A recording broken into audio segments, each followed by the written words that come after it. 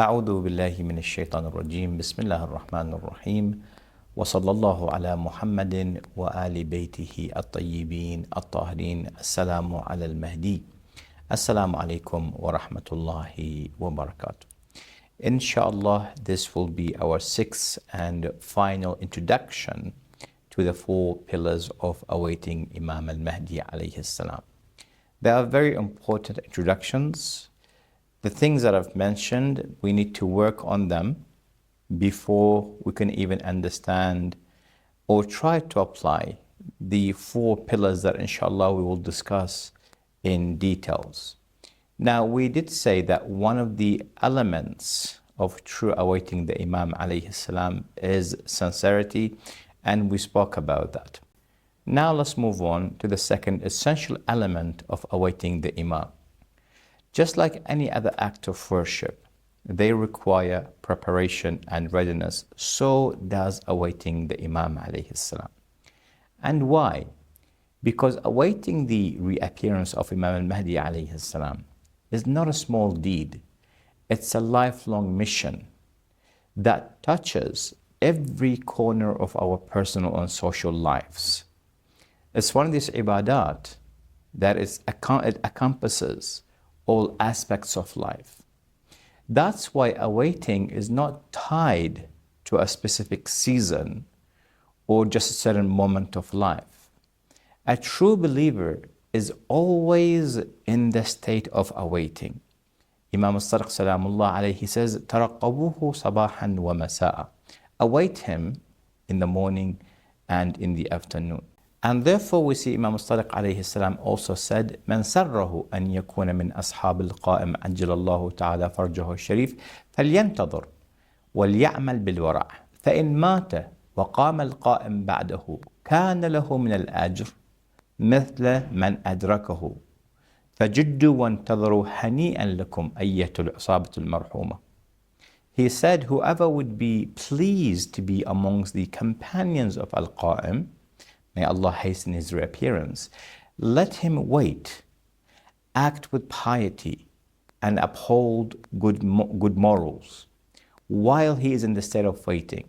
If he dies and the Qa'im rises after him, he will have the reward equal to the one who actually reaches him and sees him. Then the Imam Salamullah alayhi says, so strive and wait. Therefore, it's not a small act, it's a lifelong action that we need to be constantly ready for. The third element is steadfastness. It's not enough just to feel longing in your heart. You have to remain firm in the responsibilities of awaiting, just like any other acts of worship. This is why the Hadith tell us, while awaiting, adorn yourself with Islamic ethics, cling to piety, and remain steadfast. In a profound supplication from Imam al-Mahdi alayhi salam, he himself, it's a prayer that we should be praying every day, and you can find that on the net. The Imam says, Allahumma urzuqna tawfiq al-ta'a wa bu'd al-ma'siyah وصدق النية وعرفان الحرمة وأكرمنا بالهدى والاستقامة وسدد ألسنتنا بالصواب والحكمة واملأ قلوبنا بالعلم والمعرفة وطهر بطوننا من الحرام والشبهة واكفف أيدينا عن الظلم والسرقة واغضض أبصارنا عن الفجور والخيانة واسدد أسماعنا من اللغو والغيبة. O Allah, grant us success and obedience to you. Distance us from sins, purify our intentions, bless us with sincerity, fill our hearts with knowledge and wisdom, protect our hands from oppression and stealing, our eyes from betrayal, our ears from hearing that which is unlawful, and grant us firmness upon guidance and steadfastness upon the path. This is a very encompassing dua, mind you. It touches every aspect of your life. Your entire body has to be in the state of awaiting. This shows that true awaiting is not passive, it's active. It's a commitment It's a lifestyle that we need to uphold and live by. Now, the fourth and final element of awaiting is to have a purpose.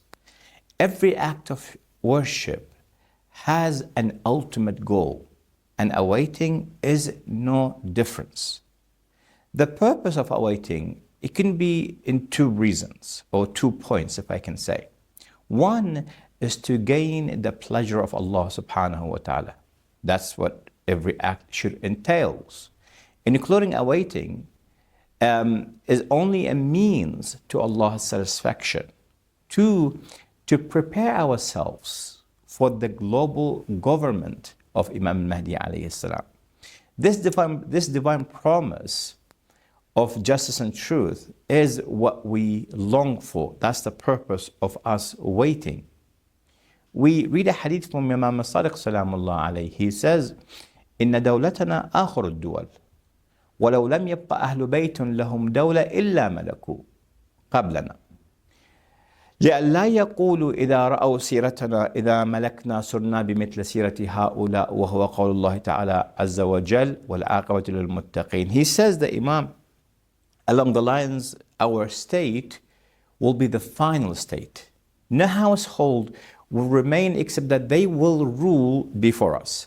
So that when people see our government, they will not say, well, if we were in power, we would have done the same. And a lot of people will say that. And then the Imam says, indeed, the end belongs to the righteous. He means them, the Ahlul Bayt alayhim salam.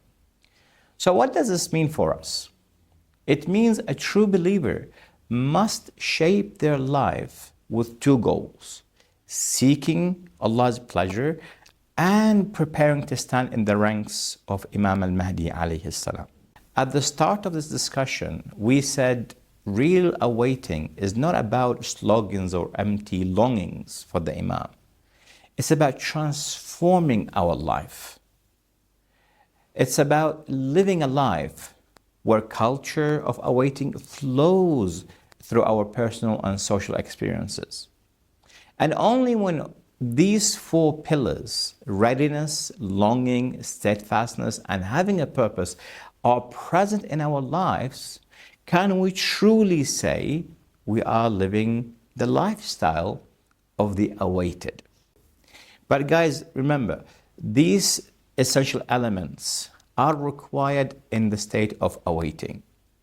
And always keep in mind, awaiting is a form of worship.